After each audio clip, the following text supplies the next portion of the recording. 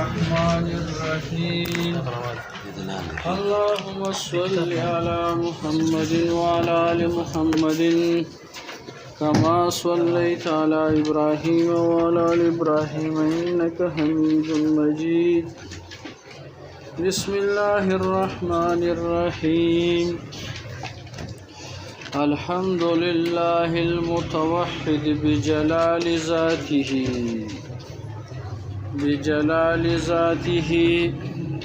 الحمد لله طول حمدنا لله خاص الله لرب المتوحد متوحد دے واحد دے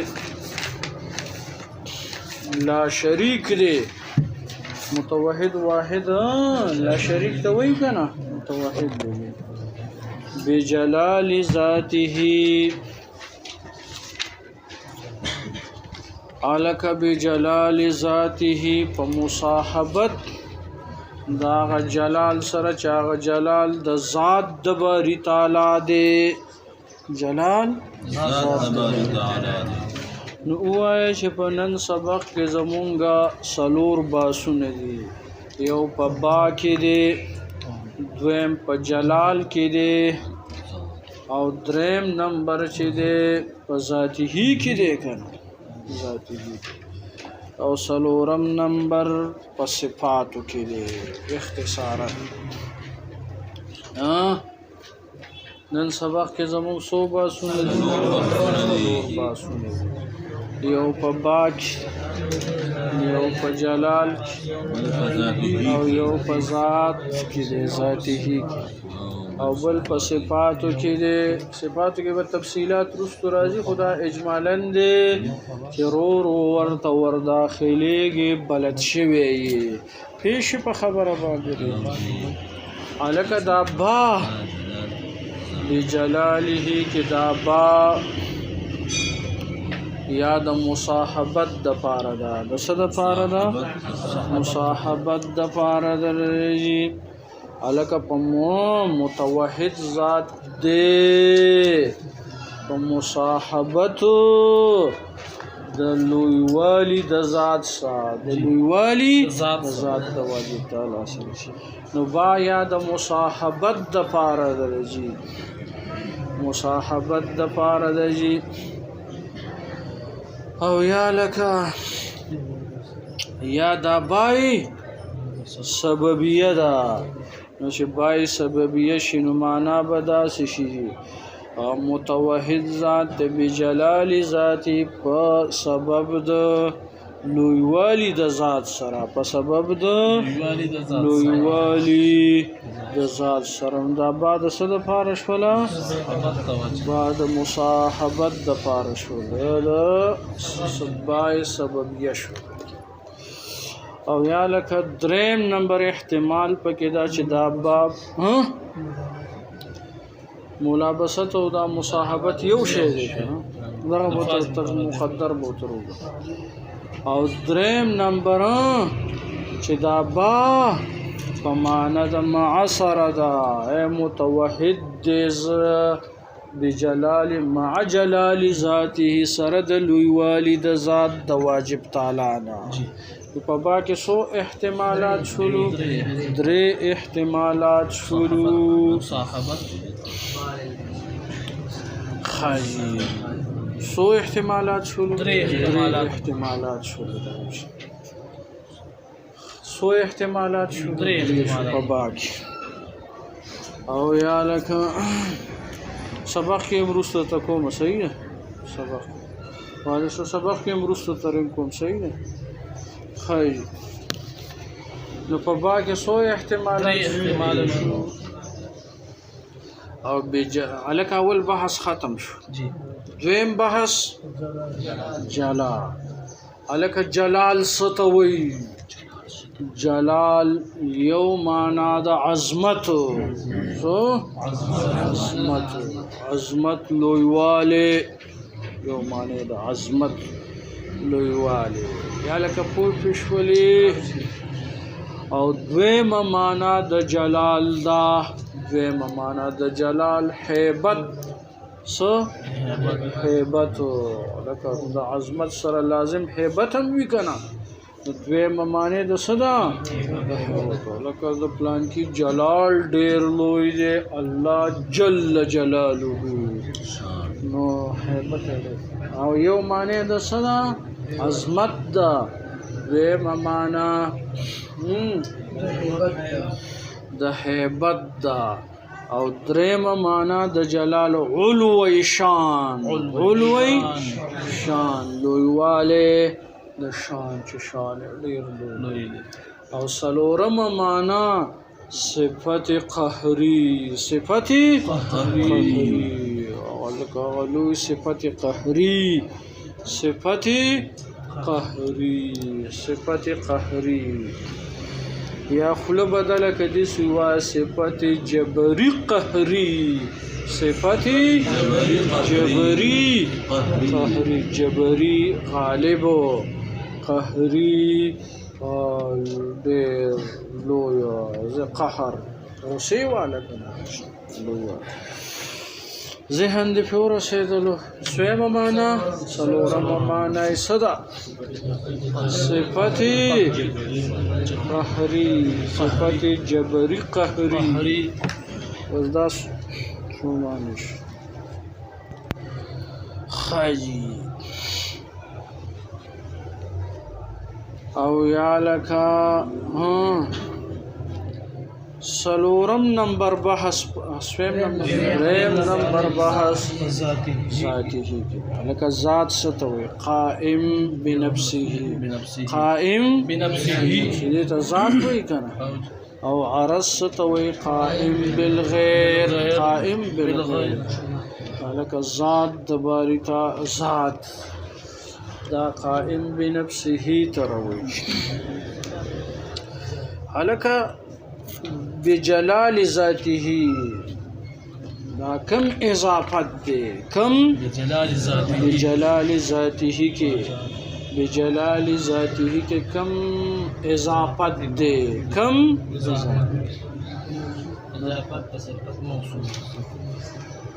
وقول دی پکی سو قول دی وقول پکی دی وقول دی یو قول پکې دا دی چې دا اضافت لامی دی څه دی اضافت لامی دی اضافت لامی دی بجلال ذاته فاغ جلال عظمت او حیبت ذاته چاغ جلال د ذات تباری تعالی دی دا کم اضافت شو دا اضافت لامی او دویم قول پکې دا دی چې دا اضافت د صفت موصوف تا اضافت صفت موصوف تا اضافت د صفت موصوف راحت شاه دا جامع خو دې بل شان کړی دی یا ها عظمت استاد والد صاحب راته ویلې الکه ته وته ونه دا ګوره جاسوس ته والد صاحب وایي دا دغه نه نهار الله هغه کشر دی او دا د سمارټ دی سمارټ پسې ته وایي او عظمت استاد دې ساده دی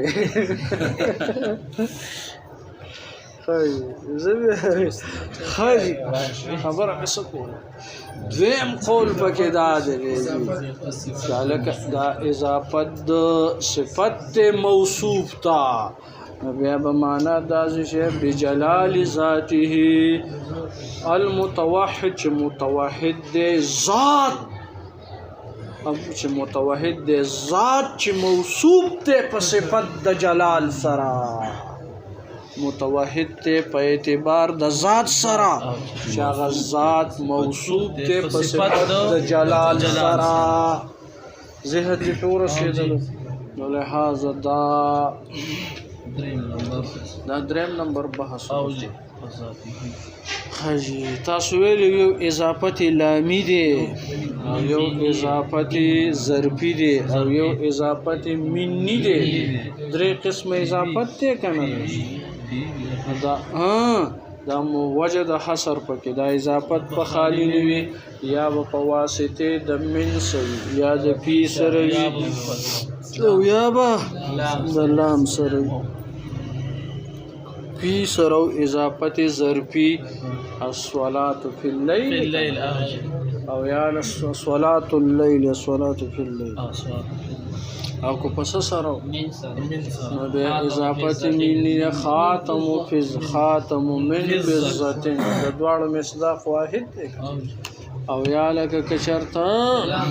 لام سره غلام زید غلام للزیدنا یا لکه پوښ شوي حاجی بجلال ذاته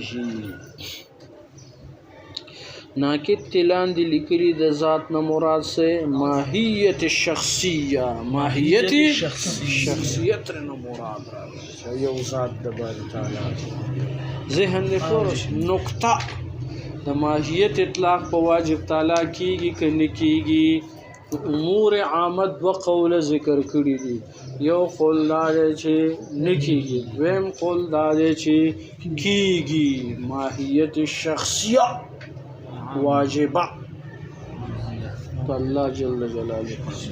یا لك فوی فشولی سلورم نمبر بحث پس کی دی سلورم نمبر بحث لا په صفات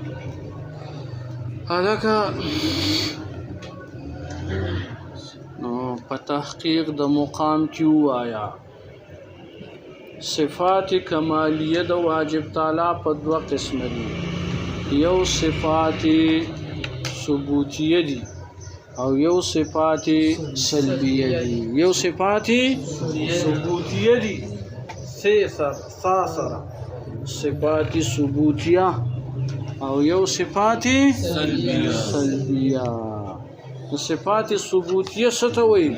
چې الله جل جلاله په دغه صفت باندې موصوف کیږي او د دې صفت په ضد باندې موصوف کیږي الله جل جلاله په دې صفت باندې موصوف کیږي او د دې صفت په ضد باندې هم موصوف کیږي ذهن دې پورا شي لکه مثال په تور باندې الله غفور الرحیم دی چې غفور الرحیم دی دغه شان تر جبار او قهارم دی کنه الله جل جلاله کی دغه صفت موجود دی او د دې صفت زدم پکې موجود دی ذهن دې پورا سیدلو نو صفت زدم لکه الله غفور الرحیم دی دغه شان تر قهار او جبار دی ذهن دې پورا سیدلو ها غفور الرحیم دی جبار او قهارم دی کنه دې ته صفات ثبوتیه وتوي دا یو تعریف دویم نمبر تعریف د صفات ثبوتیه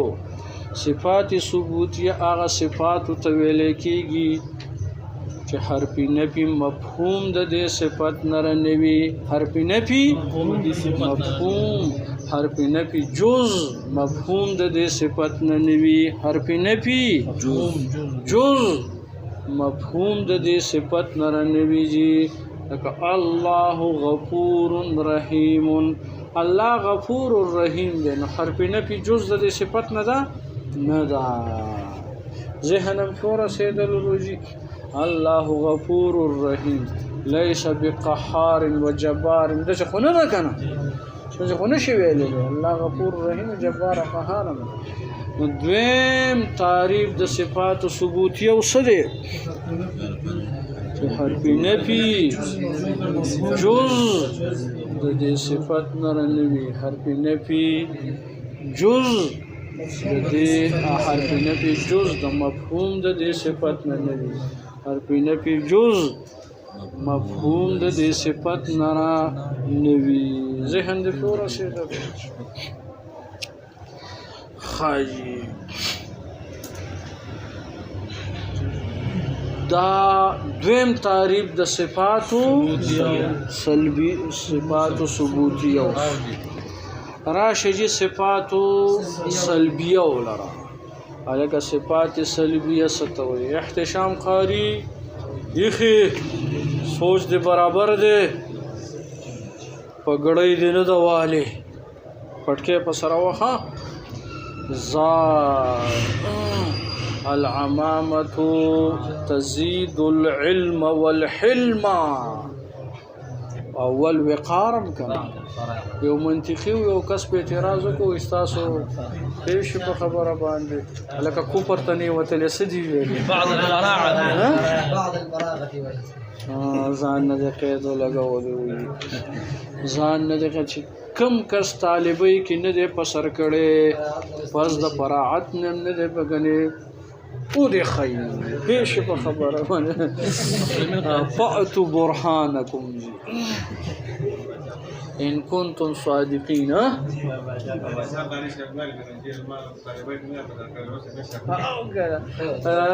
جاهز غاری او دې فخر لګي غاری چې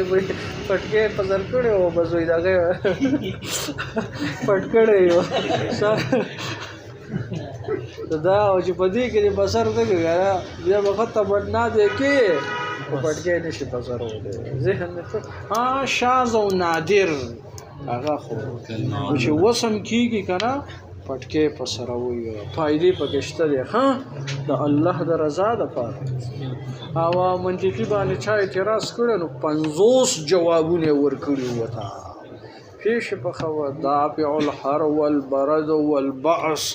او ډېر زیات فواید که زخمی شولې پټکې د لاس نم تاولې شوې که اولګېدلې نو ستا باطن چې یو منټ بار پاتې شي پړسېږي خو چې پټکې د سرې زر زر بتاو کېږي په دې کې خو ډېر زیات فواید دي خو په نیت د سنتو باندې بیا کېږي خاجي خبره مې څه پورې کوله صفات سلبیه هغه صفاتو ته وایي چې الله په دغه صفت باندې موصوف کیږي خود دې صفت په ضد باندې نه موصوف کیږي د دې صفت په ضد باندې نه موصوف کیږي الله په دې صفت باندې موصوف کیږي خود دې صفت په ضد باندې نه موصوف کیږي لکه مثال په تور باندې رږي الله قادر الله قادر دی ليس بعاجز فعجز باندې نه موصوف کیږي الله عالم ليس بجاهل فجاهل باندې نه موصوف کیږي ذهن پور سیدل روزي دویم تعریف د صفات سلبیه او داده چې حرف نفي جز د مفهوم د دې صفت نروي حرف نفي جز مفهوم د دې صفت نروي لکه مثلا الله عالم ليس بجاهلنا دا ليس حرف نفي جز د مفهوم د صفت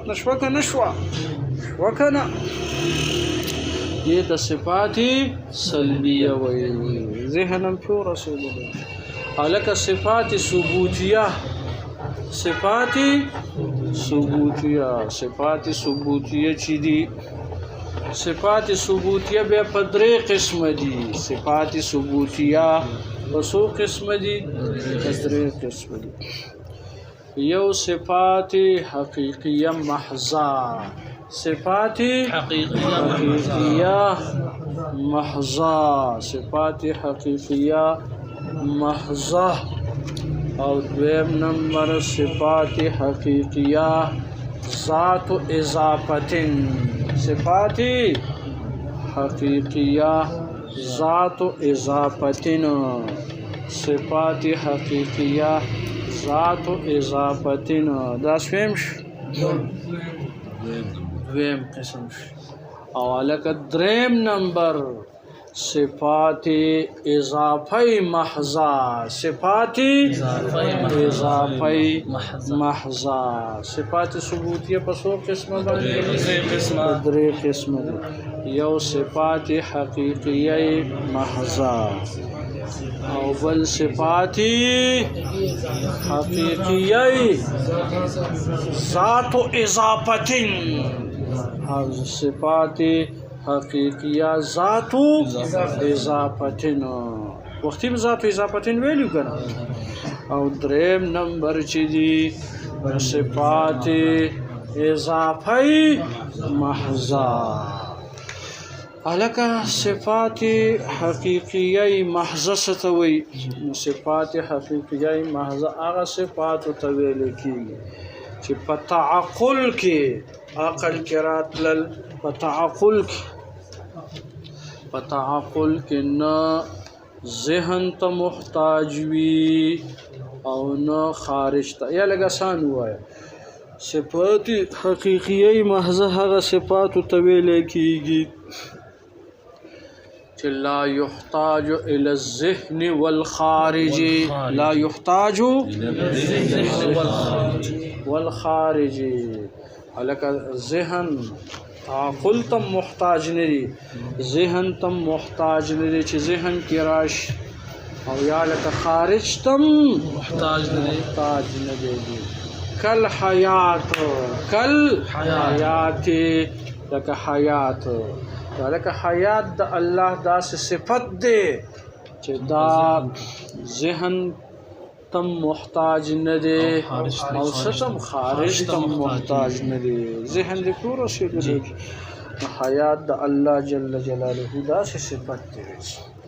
یا معشوم کې چې حیات راشي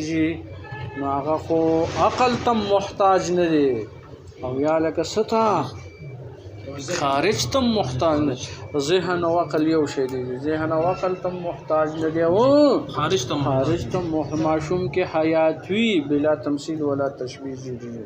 او یا لکه په عقل کې کسن راضی نو لہذا عقل ته محتاج دی او نه خارج ته محتاج دی نو آیا چې صفات حقیقیه محضه دی توي چې لا یکونو فی الذهن والخارج نو په ذهن کې یو نو خارج او یا لکه صفات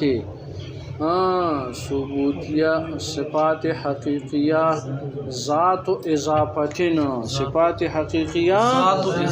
ذات اضافتن دا هغه دی